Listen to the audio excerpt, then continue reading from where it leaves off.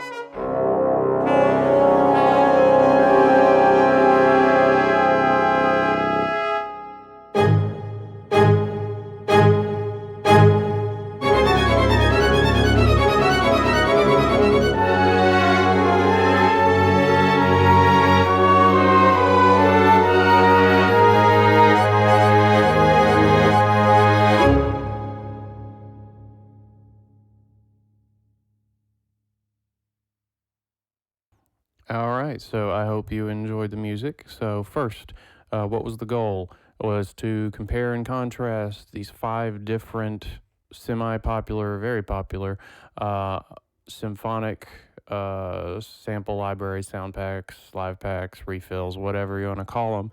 And so they were Ableton Orchestral series, not the entire series, just 3 pieces of it. Kontakt Symphony Essentials. There were a couple of solo instruments, and then the ensembles.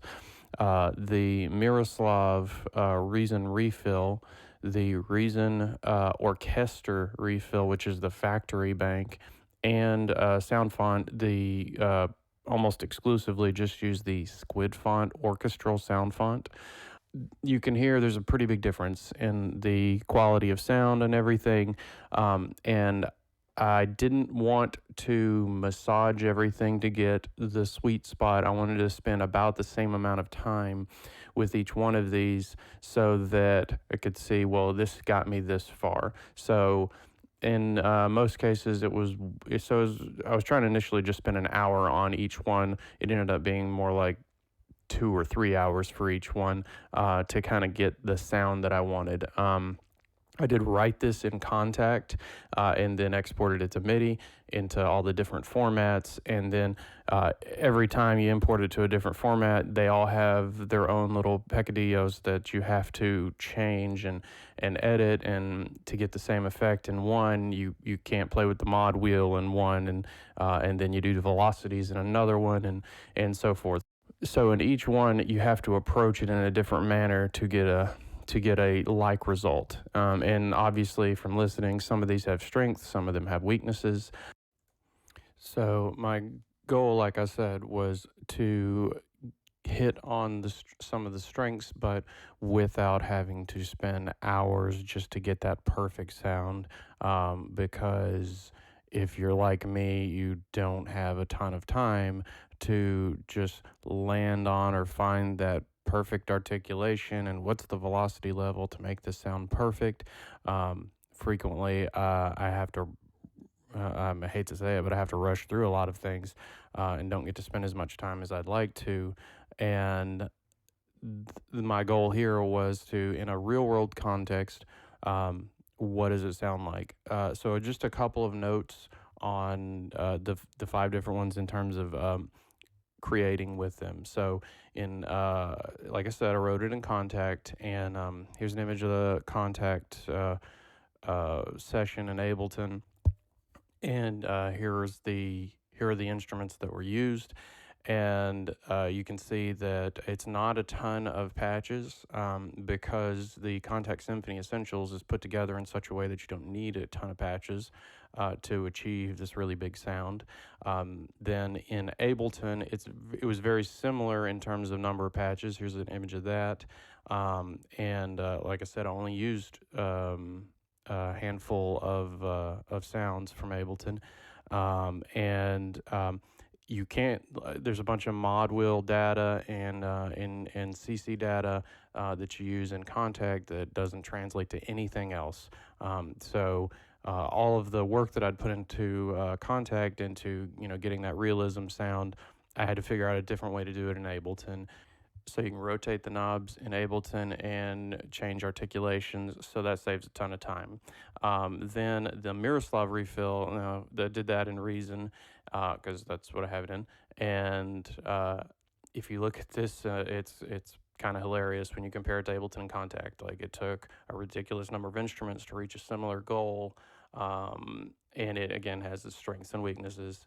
And then the Orchestra Reasons factory bank.